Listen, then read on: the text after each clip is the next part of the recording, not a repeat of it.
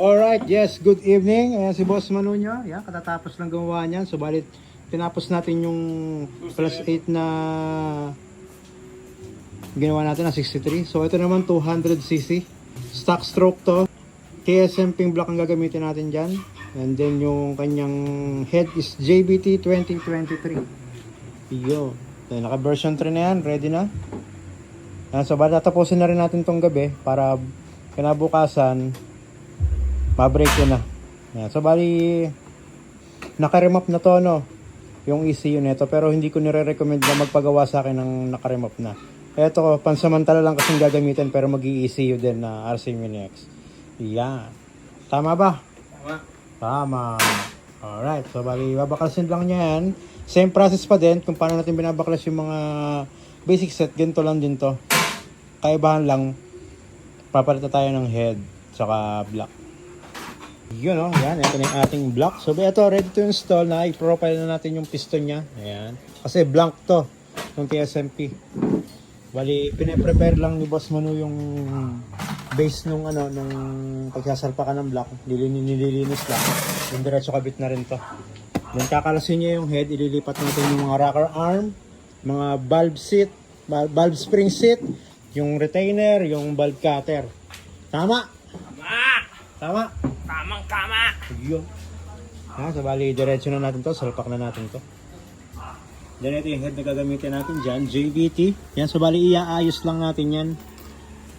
I-leak check natin. Kasi minsan, may leak yan. Lagi nyo i-check yan bago nyo ikabit sa makina. So bali, kakabitan nyo lang ng spring. Yung original na spring na kasama. Valve seal. Then check nyo kung may leak. Pagka may leak, lap kayo, maglalap tayo. Right, so bali ayusin ko lang to. Assemble na natin. Lilipat lang naman yung rocker arm na stock dyan. Then goods na to. Tapos may aayusin lang tayong konti sa porting nya para all goods tayo. Right, so bali assemble na natin to. Then sa panggilid natin, walang iba. Hindi MM888 na wing bell. Ito pa yung dati yan, goods yan. Sa pulley naman natin, MM888 din. Yan. So hindi na natin papalitan yan, okay na yan. Yan, ito yung ating ginawang 200cc kagabi. So, pagigising lang natin. Testing lang, hindi naman natin nakatawin. So, road test lang natin. So bali specs na ito, JBT head, TSMP block, 66mm. Then stock stroke, stock ECU din, naka-remap. Then sa panggilid natin, speed tuner. Yung sinauna pa, yung kalkal pulley, tapos yung wing bell. Hindi ko alam kasi mga version nun eh. Yan, sa bali yung mga gantong set, sa mga nagtatanong, pwede to pang endurance, pwedeng pang daily.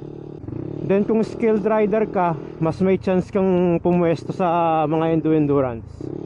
Yan. Sa lahat po ng build natin ganun, pwede mong gamitin sa endurance pang araw-araw. Saka sa mga nagtatanong kung nakagawa na ba ako ng pang endurance, marami na po akong nagawang pang endurance.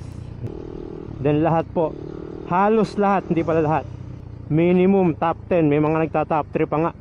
Then marami pa na hindi ko alam, bigla ko na lang nalalaman, nagpe-PM sa akin bigla, oh yung gawa mo eka ganito, top 3, top 2. Pero hindi ko na pinopost siya. Hindi naman kailangan iyabang yung gano'n. Basta masaya yung rider, okay na tayo doon. So bali na ikot-ikot na natin siya. Okay naman, walang problema. Tono pang gilid na lang to. Then hintayin nyo to, sigurado mag-upgrade to. Magpapalito ng crank na mas malaki.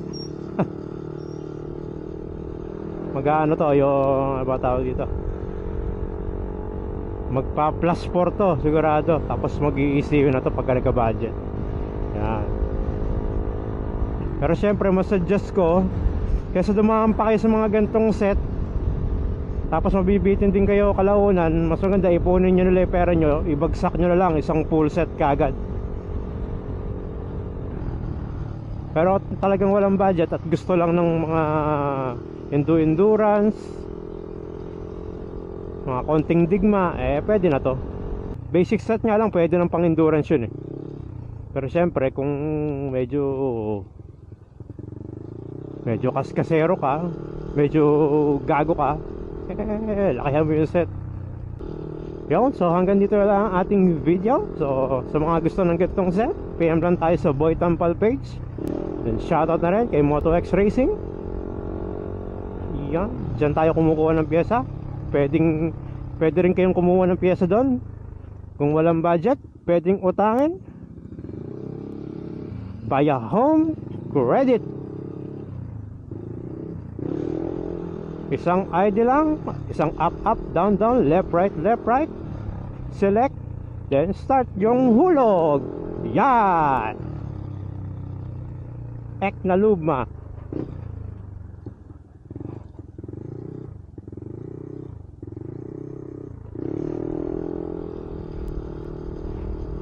Alright, so bali maraming salamat po sa lahat ng nanood at sumuporta sa ating munting video at ating page. So thank you and goodbye.